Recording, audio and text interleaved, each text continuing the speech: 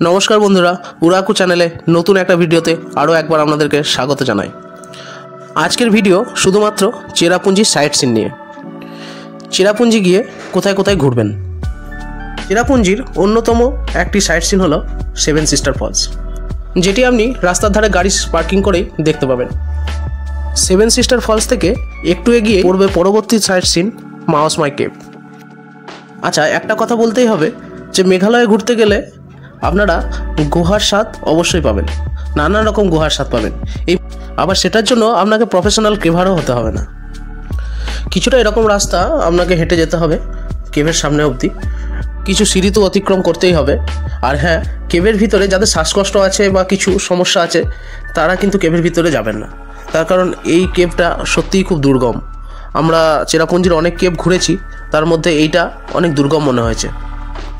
গোয়ার ভিতরে ঢোকা বা না ঢোকার ডিসিশনস পুরোটাই আপনার। তাই আমার উদ্দেশ্য হলো গোয়ার ভিতরটা আপনাদেরকে দেখানো।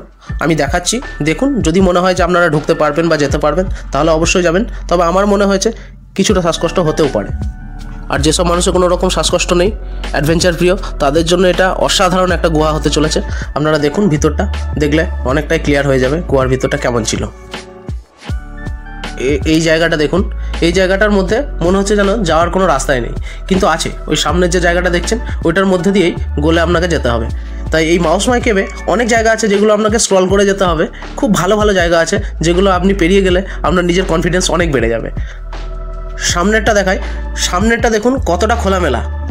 সামনেরটা দেখলেন কতটা খোলামেলা, আর সামনের থেকে একটু এগিয়ে এসেই ঠিক এরকম একটা রাস্তা যেটার মধ্যে দিয়ে আপনাকে গলে যেতে হবে। আবার একটু এগিয়ে এসে পড়লো পরবর্তী চ্যালেঞ্জ। ঠিক এরকম একটা ছোট জায়গা, এই ছোট জায়গার মধ্যে দিয়ে আপনাকে গলে যেতে হবে। মাঝে মধ্যে ওদের ইলেকট্রিক বাল্বে লাইট দেওয়া আছে, তার জন্য আমাদের একটু দেখতে সুবিধা হচ্ছে, না হলে পুরোটাই অন্ধকার, পুরোটাই অন্ধকার।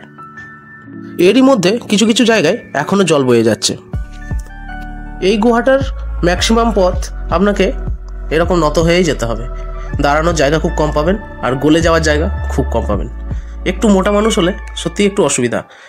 এরই মাঝে দেখতে পেলাম আমাদের ঘৃণ্য কিছু কাজকর্মের নমুনা। দেখুন, আপনাদেরকেও দেখাই। আশা রাখবো আপনারা ভবিষ্যতে কখনো এরকম কাজ করবেন না, আর আমি জানি আপনারা করেন না। চলুন দেখে নেওয়া যাক গুহার শেষের দিকটা কেমন ছিল।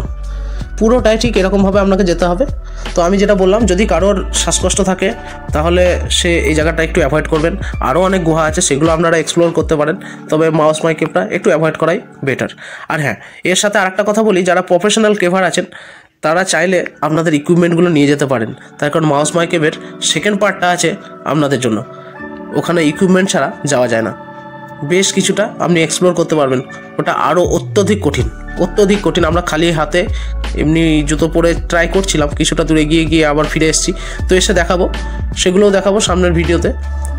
এই গুহার ভিতরে দেখতে পাবেন অনেক জীবাশ্ম, অনেক। এই যে জায়গাটা দেখবেন এবার, এই জায়গাটা আমরা শুয়ে পেরিয়েছিলাম বলতে গেলে। আসলে আপনাকে দুই পাশের দেওয়ালে হাত দিয়ে আপনাকে একদম শুয়ে তবে পেরোতে হবে, ঠিক আছে? তো এরকম জায়গা গুহার মধ্যে পড়বে। আপনি পরবর্তী সাইট সিনটা দেখার জন্য স্কিপ করে যেতে পারেন। আমার উদ্দেশ্য ভিডিওটি লেন্দি করা নয়, আমার উদ্দেশ্য ভিডিওটিতে সঠিক তথ্য দেওয়া। তাই একটু লেন্দি হলেও হতে পারে, যারা একটু ইনফরমেশন চান তাদের জন্য এটা। তাই আমি এই কেভের বেশ কিছু জায়গাগুলো তুলে ধরছি, কঠিন জায়গাগুলো মেনলি, যেগুলো দিয়ে আপনারা পেরোতে পারবেন কি পারবেন না সেটা দেখে নিন, তবে জেনে ভিতরে ঢুকবেন। নাহলে বেরোনোর সময়, একবার ঢুকে গেলে সেখান থেকে বেরোনোর সময়ও আপনার পক্ষে কঠিন হবে। এবার আমরা পৌঁছে গেছি গুহার একদম শেষ প্রান্তে, আর একটু পরেই আমাদের বেরোনোর রাস্তা। এখানে আর একটা গুহা যেটার কথা বলছিলাম, দেখুন, এই বাঁ দিকের রাস্তাটা দিয়ে গেলেই আপনারা চলে যাবেন সেই গুহাটা, যেটা শুধুমাত্র প্রফেশনাল যারা কেভার তাদের জন্য। তো চলুন আমরা কিছুটা দূর এগিয়ে যাই, যতটা পারি তত দূর যাব, তারপর আবার ফিরে আসবো। ওখান থেকে 30-40 মিটার মতো হেঁটেই পৌঁছে গেলাম সেকেন্ড আর একটা গুহাতে, যেটা শুধুমাত্র প্রফেশনাল কেভারদের জন্যই। তো চলুন এখানে দেখে নেওয়া যাক তারা কি বলছে। This cave is for cavers and explorers only, tourist without proper protection. আমি যেটা বলছিলাম যে প্রপার প্রোটেকশন ছাড়া এখানে কোনো রকমভাবে অ্যালাউ করা হয় না। আমরা তো এখানে ট্যুরিস্ট হিসেবে এসেছি, আর আমরা প্রফেশনাল কেভারও নই। তো চলুন, তাও একটু মনে হয় যে ভিতরটা যাই। চলুন দেখা যাক ভিতরটা কত দূর যেতে পারি, দেখা যাক, তারপর না হয় ফিরে চলে আসবো। যেখান থেকে পারবো না সেখান থেকে ব্যাক করবো।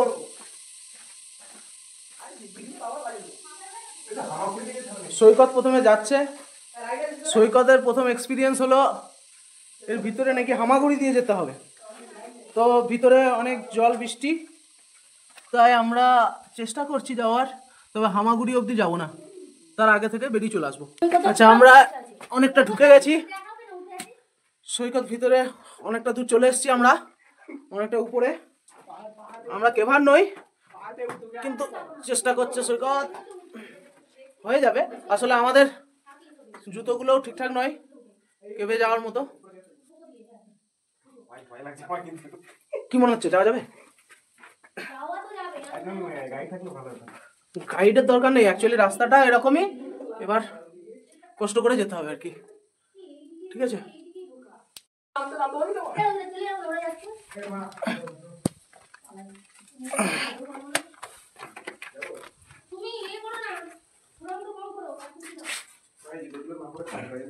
খালি পায়ে আসলে ভালো হতো না?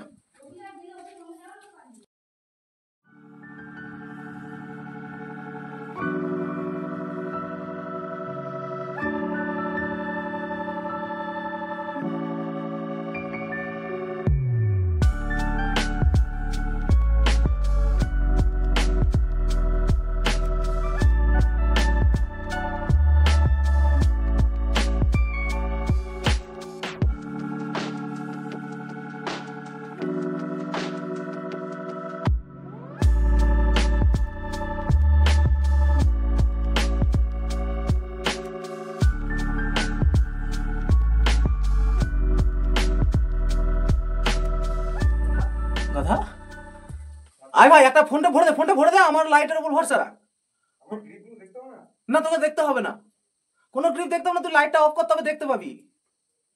লাইটটা অফ কর, ফোনটা পকেটে ভর, তবে দেখতে পাবি। তুই ফোনটা পকেটে ভর, তবে দেখতে পাবি। পড়বে না, কিচ্ছু হবে না। পকেটের উল্টো দিকে তো তুই পা করবি না। ব্যাস, চলে আয়।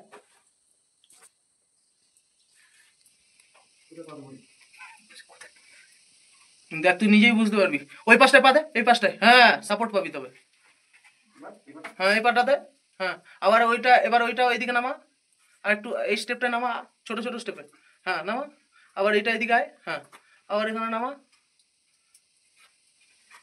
নিচে নামা। আমি তোকে বলতে গিয়ে আর ভিডিওই দেখিনি। চলে আয় আস্তে, এইটাই নামা।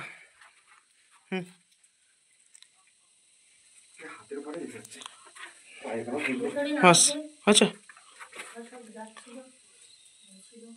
ঠিক আছে,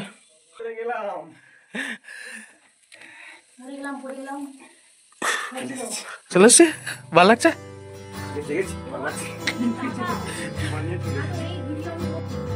দেখতে পেলেন কেমন এক্সপিরিয়েন্স হয়েছে ওই গুহাটার মধ্যে। তো চলুন সামনে এগিয়ে যাই, আস্তে আস্তে আমরা এখান থেকে বেরিয়ে যাই। প্রতিটা সাইট সিন এরিয়াতে আপনি এরকম ধরনের জিনিস বিক্রি হতে দেখবেন। আপনারা চাইলে বাড়ির জন্য এগুলো নিয়ে আসতে পারেন, জাস্ট একটা স্মৃতির জন্য, কাউকে গিফট করার জন্য। এই দুটো পিয়ালি কিনলো 250 টাকা দিয়ে। জিনিসটা কেমন দেখিয়ে দেখো। নিয়ে নিলাম মেঘালয়ের স্মৃতি, এগিয়ে চললাম পরবর্তী সাইট সিনের দিকে। পরবর্তী সাইট সিন নৌকালিকায় ফলস। এখনও আমার চ্যানেল যারা সাবস্ক্রাইব করেননি, প্লিজ চ্যানেলটি সাবস্ক্রাইব করবেন এবং পাশে থাকবেন, সঙ্গে বেল আইকনটি মারবেন, যাতে আমার চ্যানেলে ভিডিও পোস্ট করার পর সাথে সাথে আপনার কাছে নোটিফিকেশনটা পৌঁছে যায়। পরবর্তী সাইট সিন নৌকালিকায় ফলস। যাওয়ার বেশ কিছু দূর আগেই আমাদেরকে এন্ট্রি ফি কেটে নিতে হলো। আমরা 6 জন ছিলাম, 50 টাকা করে, 300 টাকা দিয়ে আমরা ওই পার্কে এন্ট্রি করলাম। আচ্ছা, একটা কথা, এখানে প্রতিটা সাইট সিনেই মোটামুটি আপনাকে এন্ট্রি ফি দিতেই হবে এবং প্রায় প্রতিটাতেই কার পার্কিং লাগবেই। সেখানে টিকিট মূল্য কোথাও 50 টাকা, কোথাও 30 টাকা, কোথাও 50 টাকা, আর কোথাও কার পার্কিং 100 টাকাও। তো চলুন, আমরা এখন পৌঁছে গেছি নৌকালিকায় ফলস। নৌকালিকায় ফলস রাস্তা থেকেই আপনারা দেখতে পাবেন। আমরা যেহেতু অক্টোবর মাসে পুজোর ছুটিতে গেছিলাম, তাই ফলসগুলো অতটাও প্রমিনেন্ট ছিল না। আর আপনারা যদি বর্ষাকালে যদি প্ল্যানটা করতে পারেন তাহলে তো দারুণ লাগবে, দারুণ। এই নৌকালিকাই ফলসের পিছনে একটা দুঃখজনক ঘটনা লুকিয়ে আছে। কেন এই ফলসটার নাম নৌকালিকাই জানেন? কালিকাই নামে একটা মেয়ে ছিল কাছাকাছি একটা গ্রামে। তো উনি ওনার প্রথম স্বামী মারা যাওয়ার পরে দ্বিতীয়বার বিয়ে করেন এবং প্রথম স্বামীর কাছ থেকে পাওয়া একটা কন্যা ছিল। দ্বিতীয় স্বামীটি ওই প্রথম স্বামীর কন্যাটাকে ভালো চোখে দেখতেন না। তাই একদিন যখন কালিকাই বাড়িতে ছিলেন না, তখন দ্বিতীয় স্বামীটি তার কন্যাকে হত্যা করে এবং তার মাংস রান্না করে এবং কালিকায় যখন ফিরে আসে তখন চারিদিকে তার মেয়েকে খুঁজে পায় না। আর উনি তখন একটা নেশা করতেন, একটা পাতা চিবিয়ে। তো সেই পাতা যখন চিবোতে যাচ্ছেন তখন পাশে দেখছেন একটা আঙুল কাটা পড়ে আছে, সেটা তার কন্যার আঙুল কাটা। তখন বুঝতে পেরেছেন যে কি ঘটেছে, উনি যখন ছিলেন না বাড়িতে কি ঘটেছে। তো তখন ওই গ্রাম থেকে এসে ওই যেখান থেকে জলপ্রপাতটা পড়ছে 340 মিটার হাইট, সেই উপর থেকে উনি ঝাঁপ দিয়েছিলেন। তাই এটাকে নৌকালিকাই ফলস বলা হয়, যেখানে নৌ কথার অর্থ হলো ঝাঁপ। তাই দ্য জাম্প অফ কালিকাই মানে নৌকালিকাই ফলস। তো চলুন আমরা পরবর্তী সাইট সিনের দিকে এগিয়ে যাচ্ছি। পরবর্তী সাইট সিন হলো আরা কেভ। পার্কিং থেকে বেশ কিছুটা পথ এগিয়ে আপনাদেরকে যেতে হবে আরা কেভের মধ্যে। এটা মাউসমাই কেভের থেকে অনেক ভালো কেভ। যারা বিগিনার্স বা যাদের শ্বাসকষ্টজনিত সমস্যা আছে তারাও যেতে পারবে। এটা অতটা কনজেস্টেড নয় বা অতটা ন্যারো পথ নয়। প্রত্যেকটা সাইট সিনের মতো এখানেও এন্ট্রি ফি আছে। এখানেও 50 টাকা করে পার অ্যাডাল্ট এন্ট্রি ফি নিয়েছে। বাচ্চাদের জন্য হয়তো 30 টাকা। এরকম একটা সোজা রাস্তার মধ্যে দিয়ে আপনাদেরকে পাহাড়ের গা বেয়ে যেতে হবে। কোনো রকম সিঁড়ি অতিক্রম করা নয়, মোটামুটি সমতলের মধ্যে দিয়ে আপনি যেতে পারবেন।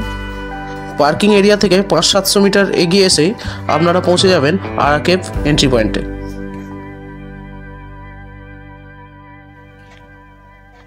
এটি গুহার ঢোকার রাস্তা। দেখে ছোট মনে হলেও অনেকটাই বড়। তো চলুন দেরি না করে দেখে নেওয়া যাক এই গুহার ভিতরটায় কী আছে। শুরু থেকে গুহাটার উপরের ছাদ অনেকটাই উঁচুতে, তাই খুব সহজেই এখানে ঢুকে যাওয়া যায়। শুরুতেই একটু নিচে নেমে আসতে হবে, তার জন্য সিঁড়ি করা আছে। সিঁড়ি বেয়ে সোজা নিচে নেমে আসুন। একটুখানি নেমে আসার পর আরও একটু নিচে নেমে যেতে হবে।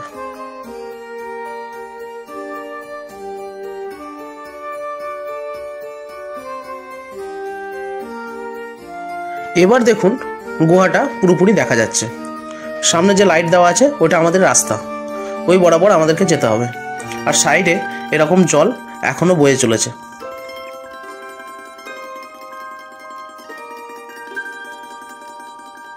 দেখুন কতটা ভালোভাবে হেঁটে যাওয়া যাচ্ছে। মনে আছে মাউসমাই কেভের রাস্তাটা? মাউসমাই কেভে কিন্তু এরকমভাবে আমরা ইজিলি যেতে পারিনি। এখন নিশ্চয়ই বুঝতে পারছেন মাউসমাই কেভে যাদের শ্বাসকষ্ট আছে তাদেরকে কেন যেতে মানা করেছিলাম। এই গুহাটা দেখুন খুব ইজিলি আপনারা এক্সপ্লোর করতে পারবেন। এই গুহার ভিতরটা আশা করি আপনাদের খুব একটা অসুবিধা হবে না। কেভের ভিতরে ডিস্টেন্স মোটামুটি 50 থেকে 100 মিটারের মধ্যে। আপনারা যতটা পারবেন যাবেন, আবার ব্যাক করে আসবেন একই রাস্তায়। মাউসমাই কেভের ক্ষেত্রে একদিকে ঢুকে আরেক দিকে বেরিয়েছিলেন, আর আরা কেভের ক্ষেত্রে যেদিক দিয়ে ঢুকবেন সেদিক দিয়ে আপনাকে ব্যাক করতে হবে। তো আমরা এখন বেরিয়ে এলাম। আমরা এখন চলে যাব পরবর্তী সাইট সিনের দিকে। আরা কেভ থেকে গাড়িতে মিনিট 10 লাগবে পরবর্তী সাইট সিন আসতে। পরবর্তী সাইট সিন হলো ওয়াকাবা ফলস। এখানেও টিকিট মূল্য অ্যাডাল্ট পিছু 50 টাকা করে।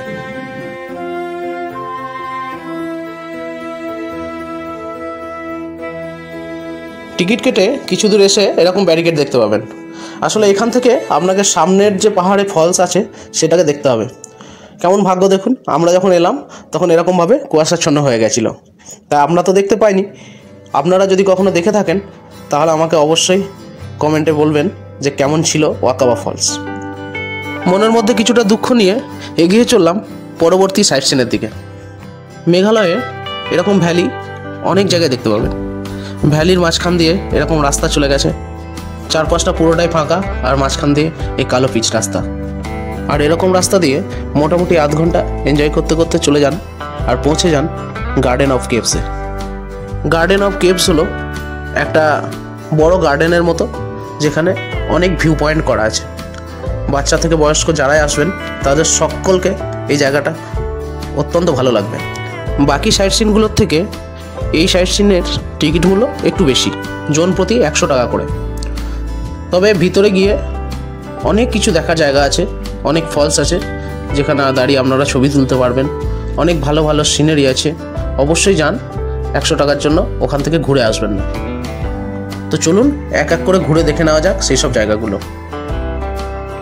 এটা হলো 1 নম্বর ভিউ পয়েন্ট। কিছুটা গুহাপথ পেরিয়ে আপনি চলে যাবেন পরবর্তী ভিউ পয়েন্টের দিকে।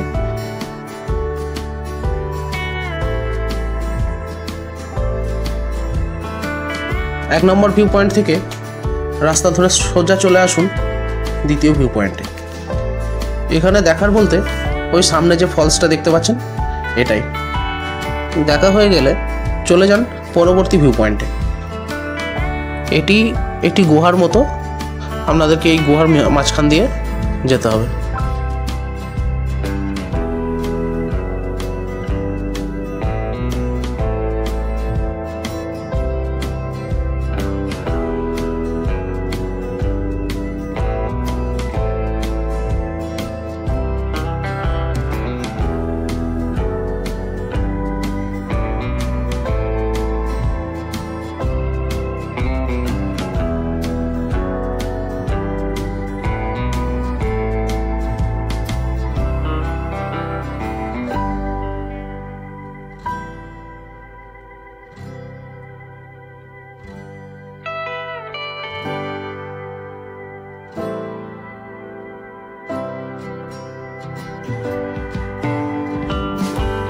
গোয়া থেকে বেরিয়ে এসে চলে যান পরবর্তী ভিউ পয়েন্টের দিকে। গার্ডেনটা ঠিক এরকম ছিল, জঙ্গলে ভরা, তার মাঝখানে একটু একটু করে হাঁটা পথ আর একটা একটা করে ভিউ পয়েন্ট। দেখতে দেখতে গল্প করতে করতে যেতে সত্যিই খুব ভালো লাগছিল। এই গার্ডেনের মধ্যে ঢুকলে আপনাদের 1.5 থেকে 2 ঘন্টা সময় অতিক্রান্ত হবে। তাই যখন যাবেন তখন সময়ের কথা মাথায় রেখে আপনারা প্ল্যানটা করবেন। এই দেখুন, এটা একটা ভিউ পয়েন্ট। তো যে কারণে বললাম যে সময়ের কথাটা মাথায় রাখবেন, তার কারণ হয়তো আপনাদের লাঞ্চের টাইম হয়ে গেছে, আপনারা এখানে ঢুকে গেলেন, মানে আপনারা বন্দি হয়ে গেলেন প্রায় 2 ঘন্টার জন্য। জঙ্গলে অনেক কীট পতঙ্গ আছে। এখানে এসে দেখা মিলল এমন একটা পতঙ্গ যার শব্দে কান ঝালাপালা লেগে যায় পুরো মেঘালয়ের যে কোনো জঙ্গলে।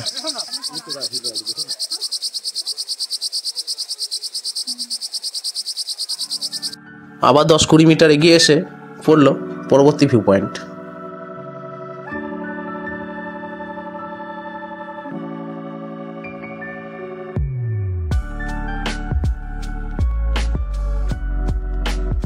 আবার এগিয়ে চললাম পরবর্তী ভিউ পয়েন্টের দিকে।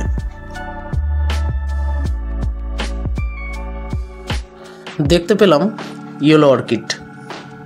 যদিও ক্যামেরাবন্দি করতে পারেন ঠিকভাবে, অনেকটা দূরে থাকার কারণে। আগের ভিউ পয়েন্ট থেকে এই ভিউ পয়েন্টের দূরত্বটা একটু বেশি, কমপক্ষে 250 থেকে 300 মিটার হবে। 250-300 মিটার পথ অতিক্রম করে আসার পর আপনাদেরকে এরকম সিঁড়ি বেয়ে নিচে নেমে যেতে হবে। নিচে নেমে গেলে আপনারা পরবর্তী ভিউ পয়েন্ট দেখতে পাবেন। নেমে এসে দেখলাম সুন্দর একটা ভিউ পয়েন্ট। এখানেও একটা ফলস আছে যেটি দেখতে ঠিক এরকম। এখানে জন প্রতি লাইফ জ্যাকেট 50 টাকা করে এবং 20 মিনিটের জন্য দেওয়া হবে। আপনারা চাইলে এখানে স্নানও করতে পারেন।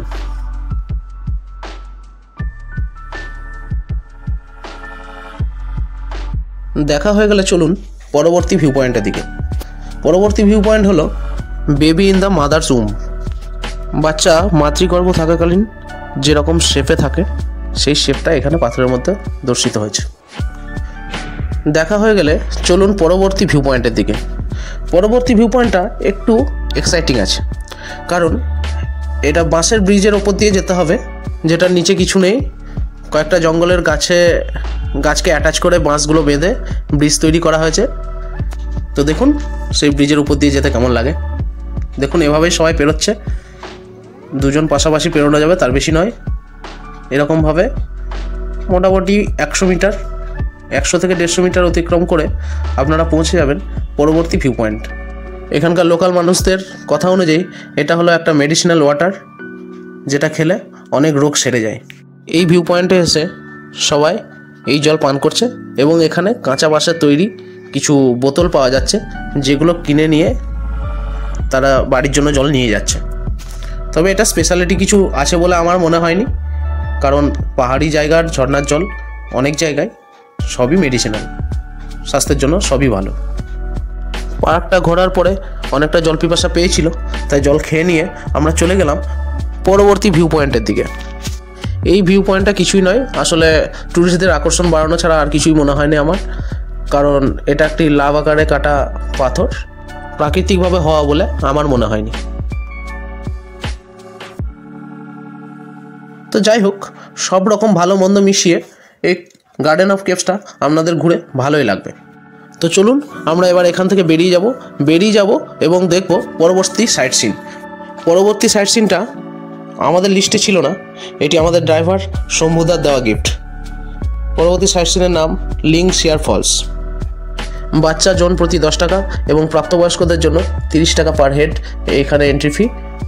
এন্ট্রি নেওয়ার পর ভ্যালিতে একটা গার্ডেন আছে, গার্ডেন থেকে দুটো রাস্তা দুই দিকে বিভক্ত হয়েছে, একটা দিক যাচ্ছে গুহার দিকে আর একটা দিক ফলসের দিকে। সমুদার কথা অনুযায়ী এখানকার ফলসটা নাকি অত্যন্ত সুন্দর, তাই আমরা ফলসের দিকেই যাচ্ছি। শুরুতে রাস্তা এরকমই ঢালাই পথ পাবেন এবং দুপাশে ফুল গাছ, আপনারা এগিয়ে যাবেন ফলসের দিকে। তবে হ্যাঁ, শেষের দিকটায় অনেকটাই নামা আছে। পার্কিং ডিস্টেন্স থেকে মোটামুটি 500 থেকে 750 মিটার হাঁটা পথ পেরিয়ে আপনাকে এই ফলসে যেতে হবে। তবে 500 থেকে 750 মিটার হাঁটার পরে আপনি এসে সত্যিই একটা সুন্দর জায়গায় এসে পৌঁছবেন, যেখান থেকে ফলসটা দেখলে অত্যন্ত সুন্দর লাগবে। এটা হলো লিং শিয়ার ফলস। আপনারা চাইলে এখানে স্নানও করতে পারেন, জল অত্যন্ত পরিষ্কার পরিচ্ছন্ন, আপনারা উপভোগ করতে পারেন। তবে হ্যাঁ, একটা কথা বলে রাখি, মেঘালয়ে আসার প্ল্যান করলে একদিন চেষ্টা করবেন ফলসে স্নান করার।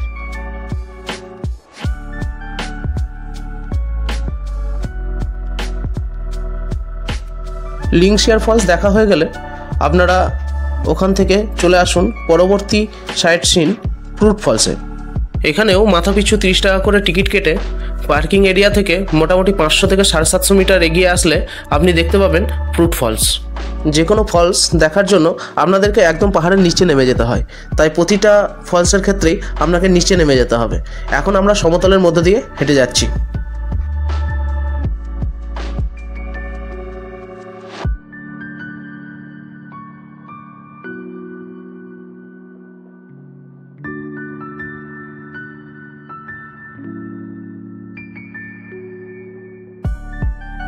এই সিঁড়ি বেয়ে নিচে নেমে চলে গেলে আপনারা দেখতে পাবেন ফ্রুট ফলস। সিঁড়ি বেয়ে অনেকটাই নিচে নেমে যেতে হবে। এটা হলো ফ্রুট ফলস। এখানেও আপনি চাইলে স্নান করতে পারেন, তবে ভীষণ নির্জন এলাকা এটা। চলে তো এলাম পরবর্তী সাইট সিনে, কিন্তু দেখুন বৃষ্টি শুরু হয়ে গেছে। পরবর্তী সাইট সিন আছে ওয়াই সেডং ফলস।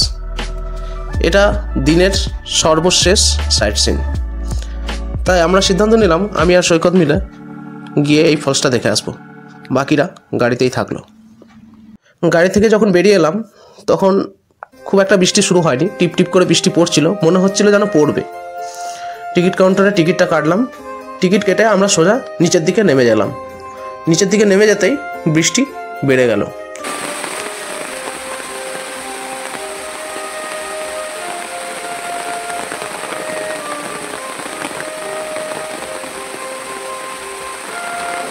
তারপর ভাবছিলাম যাব কি যাব না, ভাবতে ভাবতে আমরা এগিয়েই যাচ্ছিলাম। এতটা পরিমাণ বৃষ্টি বেড়ে গেছে, উপরের রাস্তার থেকে বৃষ্টির জল এই রাস্তা হয়েই নামছিল। আমরা তো বৃষ্টির পূর্বাভাস পেয়ে ছাতা নিয়ে বেরিয়েছিলাম, কিন্তু দেখুন অনেকে ভিজে ভিজে আসছে যারা বৃষ্টির পূর্বাভাস পায়নি। তবে আমার যুক্তি, মেঘালয়ে আসলে অবশ্যই ছাতা নিয়ে আসা, তার কারণ জানেন তো এখানে বৃষ্টিপাত এমনিতেই বেশি হয়। যাই হোক, অনেক বাধা বিপত্তি পেরিয়ে এসে পৌঁছলাম ওয়াই সেডং ফলসে। দেখা মিলল ওয়াই সেডং ফলস। হয়তো আরও নিচে যাওয়া যেত, কিন্তু বৃষ্টি অত্যধিক বেড়ে গেছিল, তাই আমরা এখান থেকে দেখে ফিরে যাওয়ার সিদ্ধান্ত নিলাম। তো চলুন, আজকের ভিডিও এটুকুই, দেখা হবে পরবর্তী ভিডিওতে। ভিডিওটি ভালো লেগে থাকলে অবশ্যই লাইক করবেন কমেন্ট করবেন এবং সেই সাথে শেয়ার করতে ভুলবেন না। আর আমাদের ভিডিও যদি আপনাদের ভালো লেগে থাকে তাহলে চ্যানেলটি অবশ্যই সাবস্ক্রাইব করবেন এবং সঙ্গে বেল আইকনটি অবশ্যই প্রেস করবেন, যাতে আমরা নিত্য নতুন ভিডিও পোস্ট করলে সহজেই আপনার কাছে নোটিফিকেশান চলে যায়। তো ভালো থাকুন, সুস্থ থাকুন আর দেখতে থাকুন উড়াকু।